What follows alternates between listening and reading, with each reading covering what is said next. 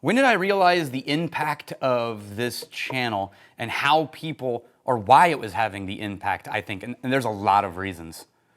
But one of them was a really interesting moment. And I'm gonna talk about it. And I'm gonna open this. Good Lord, the wax density on this thing. Ah! Guys, I mean, that's secure for sure. Some people also want to drink it, you know? Just kidding. Ah! Okay. That is a lot of wax. I'm curious about this one. I'm really interested. So it took me a long time to understand the impact of this YouTube channel. And I think that's because in the early days of this channel, I wasn't a YouTube watcher. I didn't watch YouTube channels. I went to them for like random clips of real life things, like someone had filmed a concert, or the TED Talks were being posted on YouTube, or I needed to figure out how to fix a kitchen drain or change the oil on a new motorcycle, you know, something like that. But I wasn't an actual, like, now I am on YouTube. I watch YouTube more than I watch any other social media. I subscribe to a ton of channels. I love watching YouTube shows. It's my new TV when I'm by myself. But at the time, it didn't make sense to me. Like, it was a whole world I'd not really touched. And so when I started shooting by myself, and then when Rex joined, I just thought, man, it's crazy how many people are watching this. But it didn't feel real. Like, when you look down at the subscriber count, and it says 100,000 subscribers, you only think in terms of YouTube metrics when you view that number. You don't think in terms of human beings. When a video has 50,000 views, you don't picture a room of 50,000 people. I mean, that's, you know, half of the University of Texas football stadium, right? That's insane. But you don't think of it that way. It's not, there's a distance, there's an emotional distance there. It's just like, well, 50,000, that's a really great number. It's not as great as these channels with 20 million subscribers, but you know, that's a respectable number. And you start thinking of things as metrics instead of people. And so it's really hard to tie in. The fact that we started the community and then the Facebook group took off and you guys were active in the comments, that made it feel more real, and that helped. And then people started recognizing me in places. I would go to a bar, I'd be having a drink, halfway through, the bartender would go, hey, I just wanted to let you know I love your show. And that would freak me out, because I was like, wait, real people watch this show. Which I knew, but it didn't feel like it was internet people, and I'm one of the internet people. The real world is different. It was like seeing your school teacher in grade school at the grocery store and realizing she was an actual human being with a life and a family. It was very bizarre. And I couldn't understand why they treated it as anything more than just like, I know who I am. I'm a knucklehead. I'm just a dude who's sitting on a YouTube talking about whiskey and things that I have opinions on for no reason. That's all. I'm not Brad Pitt. I'm not some movie star. I'm not some famous musician.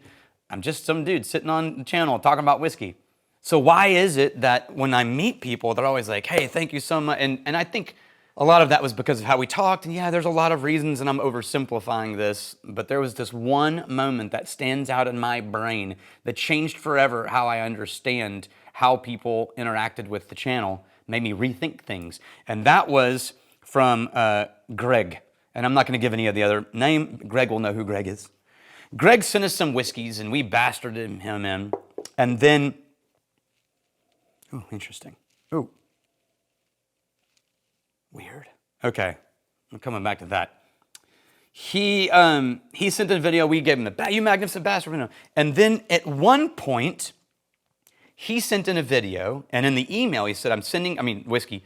In the email he said, I'm gonna send you a whiskey. I want you to honor my daughter, Riley, who's like 10, and she always watches the show with us in the living room and pretends like she doesn't, but she does. And what happened after that changed how I viewed our impact. But first, Knob Creek Bourbon and Rye. So all we know about this is it's a blend of bourbon and rye mash bills. That's all we know. It's, in theory, 9-year-old bourbon and 7-year-old rye. Oh, here's the percentage. 30% 9-year-old bourbon, 70% 7-year-old rye. I'd forgotten I'd written that down. We do know a little more. I am really interested by this because it had only been craft guys like High West Barai and a couple other craft distilleries that I had seen blending together bourbon and rye like it was a no big deal. And they tried it like a big deal. It was interesting. But there's been a few now, but this is, when a brand like Knob Creek goes, screw it, let's start blending together, that's great. Because I think that means the idea of blending has starting to finally cross the line in America as a non-dirty word. And it should be fair and fun and an adventure, and people should be mixing things together and letting us experience new and interesting things. So I'm glad that Knob Creek is doing this. I don't know what it tastes like. I just saw it on the shelf and bought it. The nose is confusing. When I first pick it up, it smells like a really dry bourbon. Really grassy and like spicy, like a rye forward bourbon. But as you linger, no, it's still nosing like a really high rye bourbon. I would argue that there's some really dry spice notes that I would interpret as like a cinnamon, but like real cinnamon, not cinnamon sugar. Cinnamon or like a dry nutmeg that's not candied and no sugar added, the actual ground spice themselves. But they're really buried behind, there's still that sweet corn note holding everything up. Okay.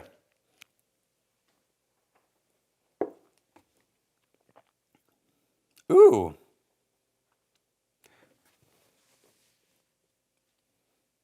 That is weird. And not weird because it's bad. It's weird because it's not what I expected. It's definitely mostly, on the percentage, is mostly rye, but on the palate, the bourbon is really dominating. And I would never have imagined that. And the palate is drinking to me like a really dry bourbon. Really rye spice forward bourbon. But it's still, my brain is still classifying this as bourbon, not as a sweet rye. The bourbon took over, both in the nose and the palate. Which means that 9-year-old bourbon is really holding its own with that rye. Oh, there it is. So when you first take your sip, it sort of rolls out as this really sweet, deep kernel sugared bourbon, rich, viscous. And then it sort of undoes itself into this like wicker, waxy, varnishy, spicy direction. And that's where your brain starts to go, this is a really weird rye. But it's only in the back third of the finish, or the back third of the palate in the long finish, that the rye really takes hold. Everything else to me presents as bourbon. It's 113 proof, so we're gonna add a little water. See what happens. Bloop. Have a little drink. So, let that sit for a second. Greg and Riley, we got this whiskey. Rex and I started to shoot a video, and partway in, we were like, all right, here's what we're gonna do. I told Rex, Greg said we should honor Riley, his 10-year-old daughter, and we went back and forth, and we're like, can we bastard a 10-year-old girl? And I was like, no, I don't think we can. And so we ended up going, you magnificent Riley, and Rex created a custom graphic just for 10-year-old Riley. Like unicorns and balloons and stuff, I think, if I remember correctly. And that wasn't what changed everything. What changed everything is just a little bit later when Greg emailed me a video that he had shot in his living room from the TV, aimed at the couch where Riley was sitting, to let me see her reaction to us naming her on the channel. And it was hilarious. And she was like cringing behind pillow and then laughing and then hassling us and then it was almost like we were in the room embarrassing her, even though we're just on. But something else happened in that video that I watched, and my brain went, oh, interesting. They weren't watching it on their phone. They weren't watching it on a laptop. That's how, at the time, I watched all YouTube, either my laptop or on my phone. They were watching YouTube on the TV. And the TV faced the living room. And there was like family in there. It's like mom, dad, Riley, another relative, a dog. Like the whole family was sitting in the living room watching TV. And it was me and Rex. And that's when I realized something we teach here, which is that the left brain knows logic and all these things. The right brain is impression and shape and doesn't know reality from reality, non-reality. And so when you win the heart and the right brain, the left brain just starts wrapping logic and reason around it, but it doesn't always matter. The heart's decided. They were watching us on a TV, and I started asking people, hey, where do you watch this channel? And more people were like, I watch it on the TV at night after dinner. When you're watching me and Rex stand on a TV, or me on a TV in your living room, your left brain knows it's YouTube. Your right brain just sees somebody on the TV. The same TV where you watched the new Brad Pitt movie and the new George Clooney movie, or the same TV where all these famous TV shows and characters and actors are on.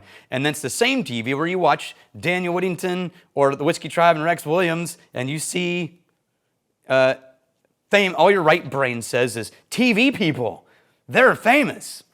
Your left brain knows there's a difference. Your right brain doesn't.